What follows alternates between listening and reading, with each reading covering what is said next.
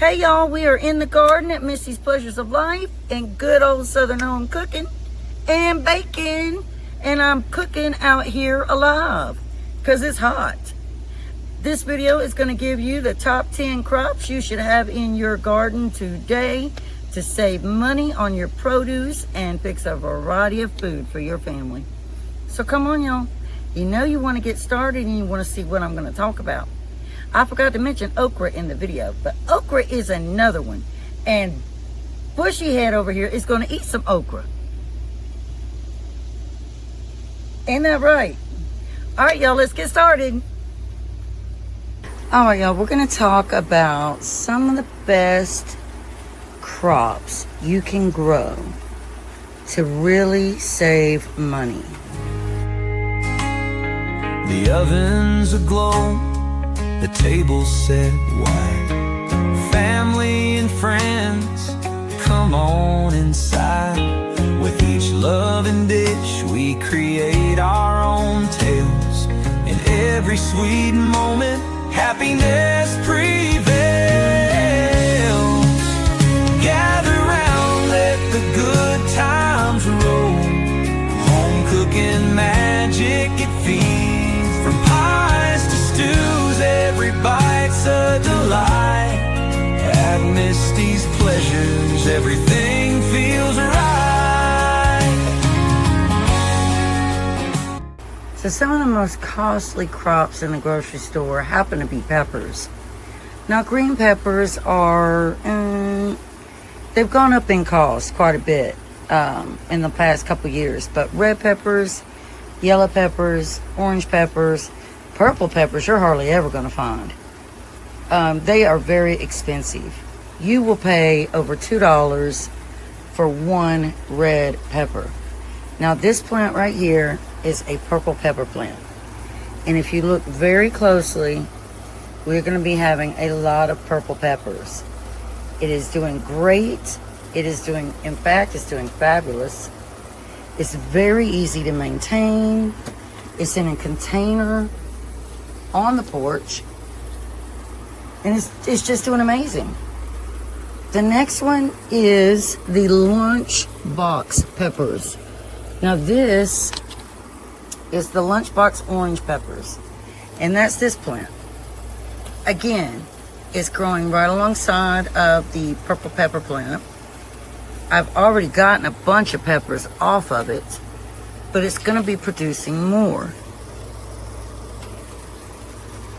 I also threw some bean seed in here, and they're sprouting down there. They're sprouting. So I'll be transplanting those. But yeah, pepper plants, orange, red, yellow, purple, even the green, they are a great crop to have in your garden. They are very, again, easy to take care of. They do very well in container gardens, so if you live in an area of limited space, they are perfect. Next up, we're going to talk about cherry tomatoes. Now these are the sunburst cherry tomatoes. So they are different from just normal red tomatoes. I grew everything I have from seed, so I didn't pay a fortune for my plants. That's another thing that you want to keep in mind. There's a bunch new clusters of them on here too. I have some out here growing as well. But I am going to be expanding my garden. As you can see, I do container gardening and I do in-ground gardening. So I do both. But these are very easy to take care of. They came from seed. They're inexpensive. You use the right potting soil. They're in a container as well. And you're going to have an abundance of them for your salads, your pasta salads, whatever you need them for. Cucumber, tomato salad. You're going to save big at the store. That's our second plant we want to talk about.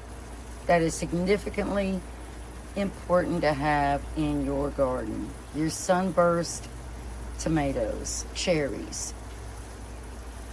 All right, next up, what we want to talk about is corn. Now, if you've been following me for a while, you know that I've been growing corn in ground in my garden. These are new plants that I'm going to be planting. There are 3 of them. And then there's 3 more right here. So that's 6 new corn plants that I'm going to be planting in my garden. Again, these came from seed. Corn is expensive at the store. This is the yellow and white sweet corn.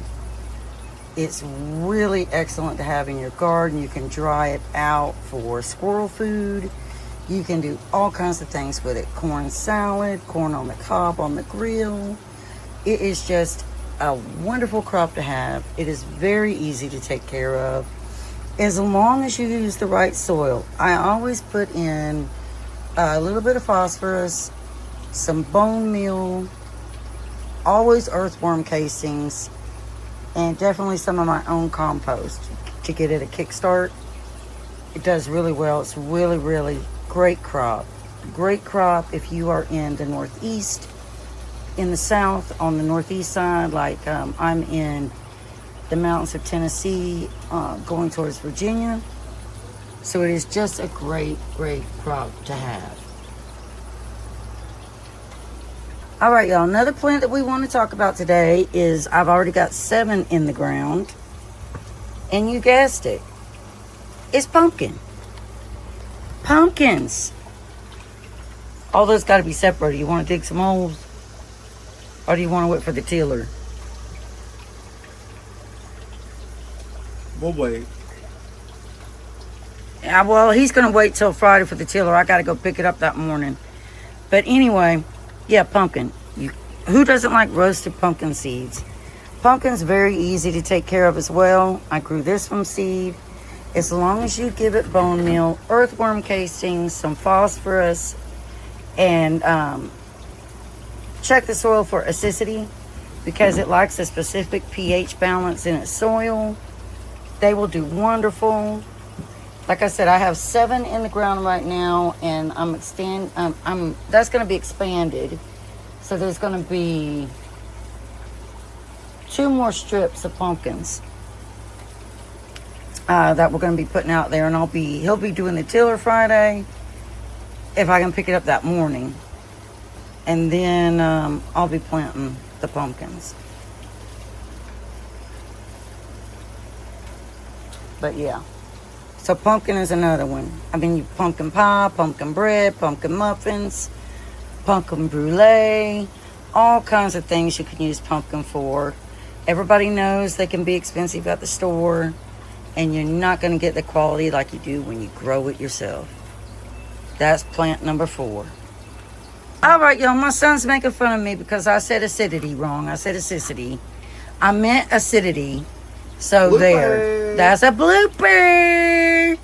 Shut up. Acidity. All right, plant number 6 that you really want to have in your garden is asparagus. Now, the thing with asparagus, and this is getting ready to go into the garden here. I don't know if I'll do it today. I'll probably do it early in the morning and get it planted in the garden, which he already did a garden bed for me that it's going to be going in.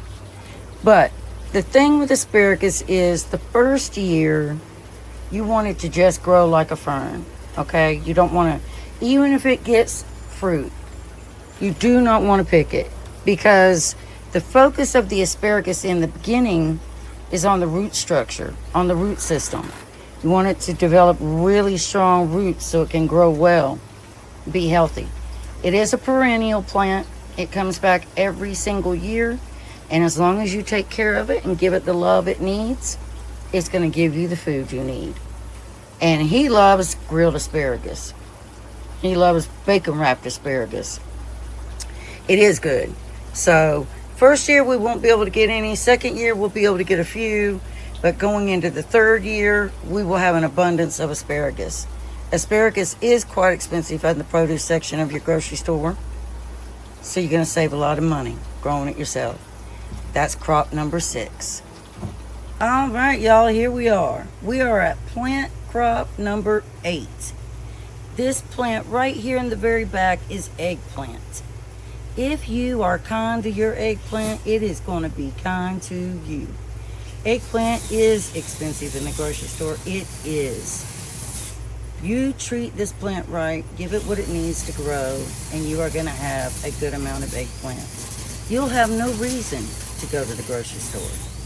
You can use eggplant in eggplant parmesan, eggplant lasagna, eggplant in stir fries, all kinds of things for your eggplant. It's not a very strong tasting vegetable, so you do want to season it, but it is an important one to have in your garden. Okay, plant number 9 would be your jalapeno hot pepper. I have struggled with these, but they are doing better. I am now getting a second one right in here. Hope y'all can see that. It's right there. This is the bigger one growing. But I have 3 different plants, 3 different jalapeno plants planted in here. I think they're important to have in your garden. And they just add flavor to food, especially if you like a lot of Tex-Mex meals. All right, crop number 8, in my opinion, is a variety of tomatoes. This one right here is a German Queen, and she produces really big, juicy tomatoes, really big, fat ones. I have multiple tomato plants all throughout my garden. Tomatoes are costly at the store. I am not kidding you. They are very costly. So you give these tomatoes love and the attention they need, and you are going to have what you need to thrive. These are going right here. This is a celebrity tomato right here. I'm not going to pick it yet because it's still got a little bit of green. I'll wait just a little bit longer. But yes, you want to have an abundance of tomatoes in your garden. I gotta check that soil. I need to water these. They're dry. Always check your soil. If it's dry, an inch down, you want to make sure you water it. These right here are more Roma tomatoes. Plant number 9, cucumber. Okay, I'm going to tell you, I brought this cucumber plant back to life. It lives in a container. I have some that are in ground. It does do really well with bone meal and earthworm castings in it with good compost. It does really well. This is the cucumber that we're going to pick today. She is coming in and we are going to enjoy eating her. Cucumbers are definitely, I think that a nice sized cucumber at the store today is a little over $1 before tax. I think like $1.30.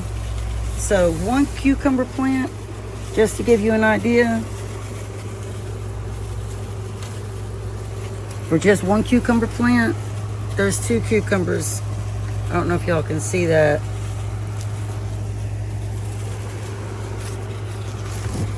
2 cucumbers right here growing. So that's 3 cucumbers on one plant already. Also, you do want to make sure, because there's an ant problem over here. So you want to make sure that you nip that in the bud before it gets bad. And that's what we're getting ready to do. Super, thought I was recording one. The final crop, which again, there's a lot of crops that are great for your garden. But I'm going to say green beans. It does take some patience because they can be a little bit difficult to grow. But once you get them going, and once you figure out what they need, they do well. All right, these are doing great. I have some more over there in the bed, right over there. But yes, I always say you should have some green beans on hand. Okay, this is what I wanted to show you all with the corn. It is starting to tassel here at the top. Now it's getting the tassels growing out of it. This corn right here is probably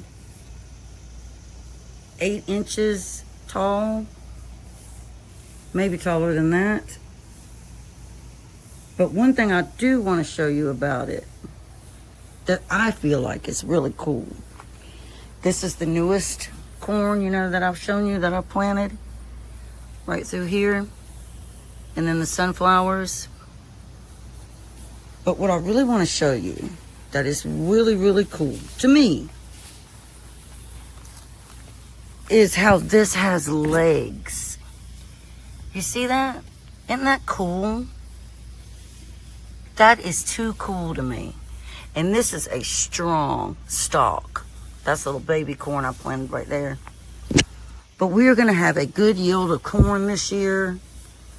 Look at it. Look at how tall it is. Look at that. It is huge. It is the biggest corn crop I have ever had. Okay. And then again, this is our variety of tomatoes. Now look, there's tomatoes growing all right here. All right here. There are some yellow leaves, but the majority of them are doing fantastic. You couldn't ask for a better crop. If you look at my sunflowers right here, they're getting their crowns. So they're going to be opening soon. But yeah, I am so blessed. I am so, so blessed and so thankful that I can do what I do. Now I have to come pick some of these. These are for my marinara.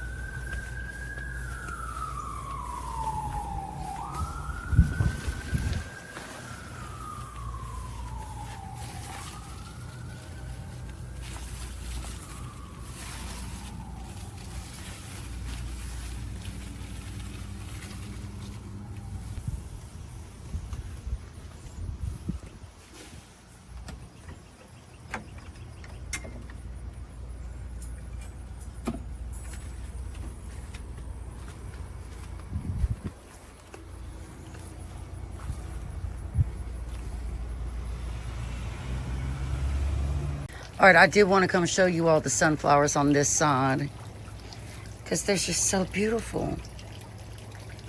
Now, these are the littler ones. But if you look way up here at this one, she is gigantic. All right, y'all, that was the top 10 crops that you should definitely have in your garden. Like I said, there are so many others that I'm growing that are just as significantly important. Sunflowers. Who doesn't like sunflower seeds roasted? And they are such good pollinators. They draw butterflies, hummingbirds, all kinds of different bee species. They are just great pollinators for any garden. They're going to help your garden thrive and grow. They're going to give you so much reward. But I love sunflowers, and I'm going to show you some. As we go, I'm going to show you some of them. But I've got some others that I'm going to be planting. I just love them. I have a bunch of different variety of species of marigolds that I'm putting out. Some fall ones. They are really great at keeping pests off your plants. You can also eat them. But You can do, there's just all kinds of things you can do, y'all. And we'll go into all of that in a later video.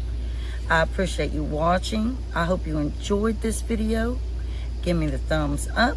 And I will see you on the next one at Misty's Pleasures of Life and good old Southern home cooking and baking.